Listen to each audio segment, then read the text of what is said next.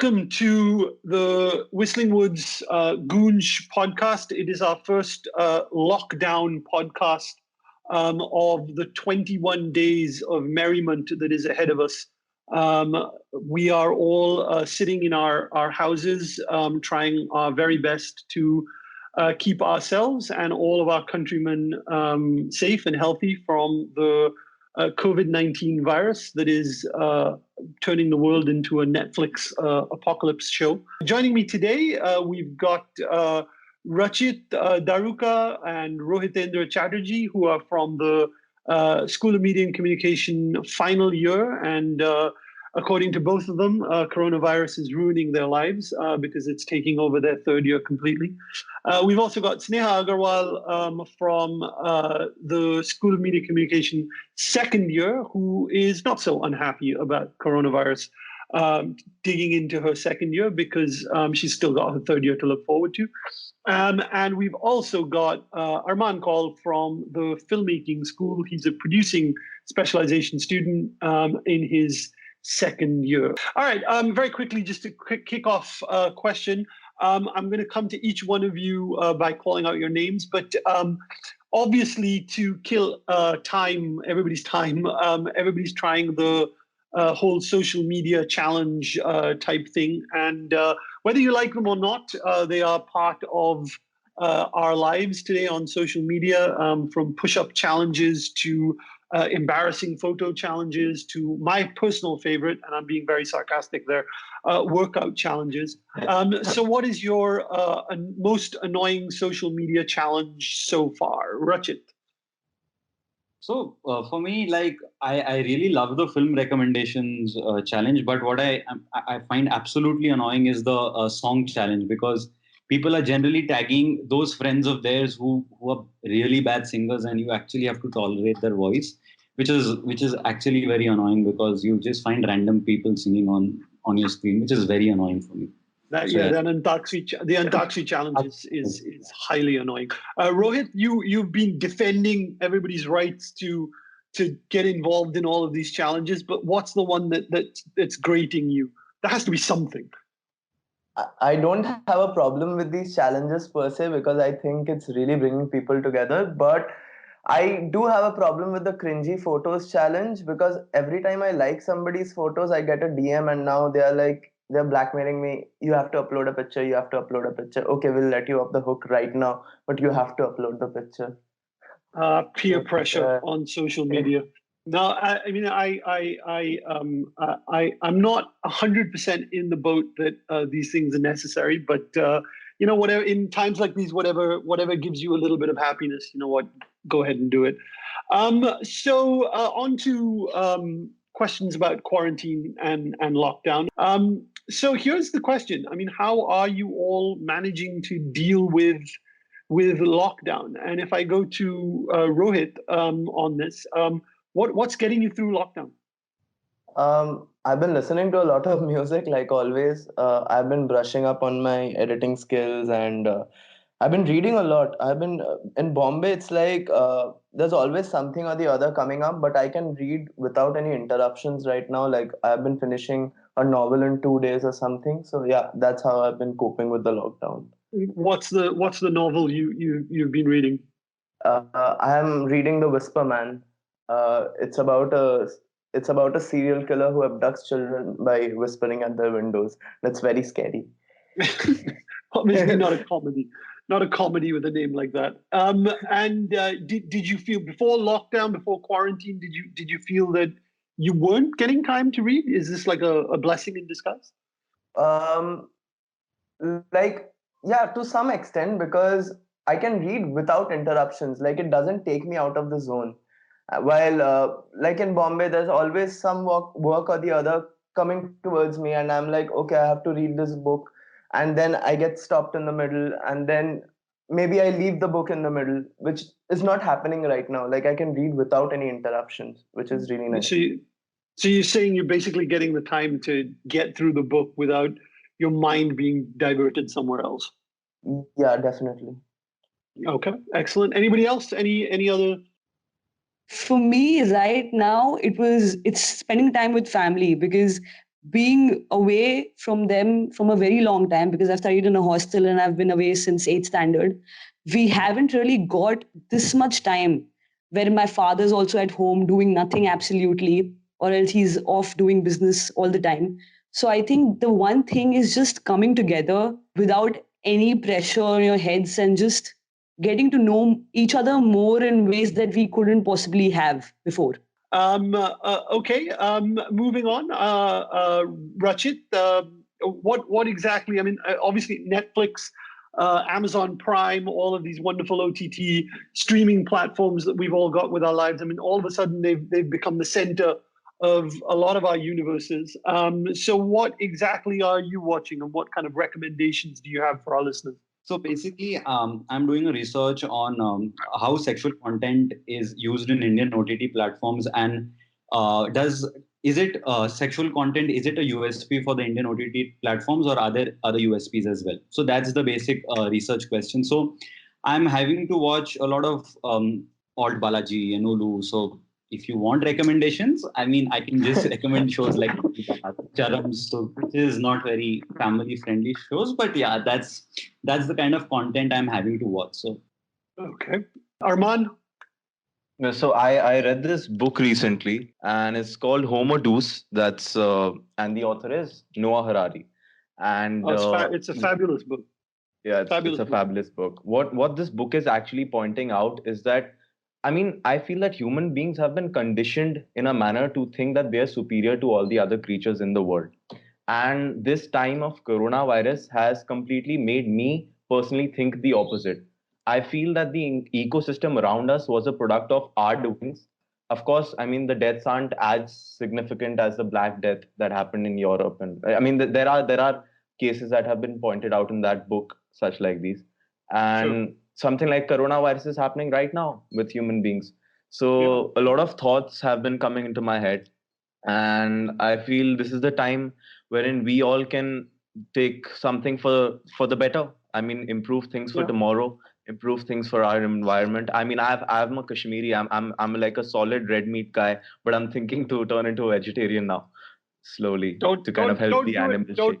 Don't do it. I'm gonna miss my sausages. I'm gonna miss my red meat. Yeah, a lot of that. No, I mean, absolutely. In fact, Noah Harari's written a fascinating piece in, I think it's the Financial Times, talking exactly about what happens after coronavirus, after we get over the coronavirus, and how it could be, a change in culturally, a change in how we look at the world. So, I mean, if you want to read something, that's a really fascinating article that he's written on coronavirus. I personally am watching Kingdom on Netflix. It's a South Korean political zombie thriller, which is absolutely out of this world. It's insane. And I could not be happier, quite frankly. Okay, coming to Armaan, and don't say sausages, but what are you most about the outside world? What are you missing most about not being able to get outside? So for starters, I don't want to plug in for Whistling Woods, but I just love college. I mean, the culture around there. I like interacting with people face to face, and right now it's completely video call, or but I've also realized that at this point of time we are talking to our friends about certain things that we couldn't really talk to them about when we were even there outside. And surprisingly, I've been in touch with more people right now than I've been in touch with them actually going out in the environment and dealing with them. So yeah, and there are a lot of other things like going to restaurants. I'm a huge foodie, so I mean, I go to the movies like every Friday. So yeah, I really miss going to the movies. I mean, watching films at home doesn't really give me the experience at all. Like, I need to go to a theater, listen to a few whistles, listen to the ambience, get the ambience in my head. Yeah. Let's not talk about the theaters getting shut. It's a huge pain point for me at this point. Sneha, what are you missing? What are you missing about the outside world? Quite literally, I'm missing the human touch, because here people have turned to namaste and 6 feet distance, where you actually sneeze once, and that's not even because you have coronavirus. Run the hell away. So I'm missing the normality in the environment. But yeah, that's about it, I think.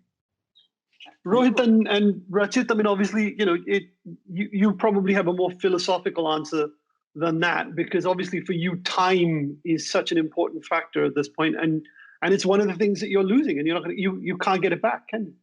Yeah, I mean, it's actually a very sad thing that the time where it has happened, and it's like the last 2 3 months of college. So it's really sad that we won't get this time back. So it's like you can't get this time back, and that's why I even texted you to if we could extend the semester, because really the last few months of college are really something very nostalgic, and there'll be so many people from our class, from our batch, whom we might not just ever meet, because you'll get involved in the rut of life. So it's really sad that way. So yeah. Okay, that's all very depressing. So let's finish off this podcast with something a little bit more uplifting. What are the silver linings? And I mean, Sneha talked about the fact that she gets to spend more time with her family, but that can be good and bad depending on how it goes. But what are some of the silver linings that you see here of spending this time living life virtually? I'm really enjoying my time with my family. So I stay in a joint family. So my uncle, my aunt. So I don't really, when I come to Calcutta, I don't really get to spend so much of time, because there are so many friends whom I have to go out and meet. There are so many other people whom I have to go out and meet. But because of the quarantine, I'm actually forced to actually just converse with my family members. So I'm getting to know them better. So there's an instance which I'll tell you about. So my grandfather, so he has this habit of watching the Ramanand Sagar's Ramayan on Sundays. So he just watches it on DVD. So he used to watch it on Sundays, but since now every day is like he doesn't go to office and all of that, so he puts the Ramayan and he watches it. So when I was small, I remember having watched a lot of Ramanand Sagar and all of a lot of mythological shows with him. So my entire understanding of mythology comes from him. So after a long time, I actually sat and watched Ramayan with him, and there are instances when there are some scenes where there are actually tears in his eyes, and he still explains me the intricacies of those scenes, of the characters, which I used to have when I was a kid. So it's like again feel like a kid, because earlier when I used to come to Calcutta, Sundays were with friends or with my parents, going to a restaurant, watching a film. So he used to spend his Sundays alone. But now it's like I'm having to sit with him and actually talk about the Ramayana, the Mahabharata, and the different things. So yeah, that's a very, very nice thing for me. And obviously cooking is there. So I started to cook, and now cooking was more like a necessity when I was in Bombay. Like I recently learned how to cook, and now I'm starting to enjoy, and now I'm cooking for my family, which is really a nice thing. So yeah, that's what. So what did you cook last? What was the last thing you cooked? Today only I cooked aloo, tomato, and capsicum ka mix sabzi. So yeah. We will be looking forward to tasting some of this when you get back.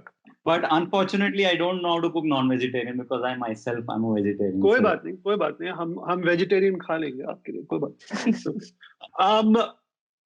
Yeah, I mean, I definitely think that the biggest silver lining here is that, in a strange way to what I said before, almost like a corollary to that, is that I think this time has told us that we can take a break, that we can take a breather, that we can spend time with family, that we can focus on priorities that are not just going to work, going to college, doing the things that we think is going to help us, in our futures. We can focus on the now, and I think that's a huge silver lining for all of us. I mean, whether we'll remember that when this is all over, I have no idea. But if we do, I certainly believe that it will make everybody's quality of life much better. And I think it's strange that it's taken a virus to point that out to us. But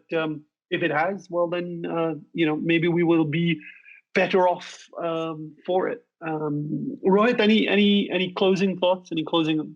I think when actually we will get out of this, we'll be sick of social media as a whole, and we'll actually talk to people more after this quarantine. So I think that's a nice thing. It's bringing people together, and like you said, it's a strange thing that a virus had to come into our lives and point that out. But I think there's a huge silver lining in this. Like, we are exploring new things. We are getting to do things we have never done. We are getting closer to our parents, our relatives, our friends.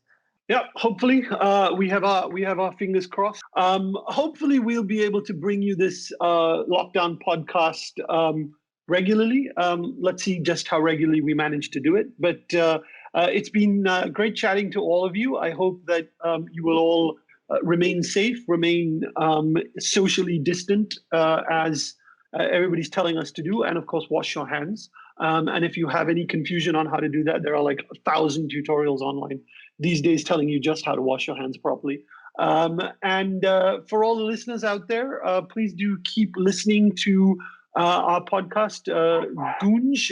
You can find it at www.goonjpodcast.com. And stay tuned to our social media handles for all the updates.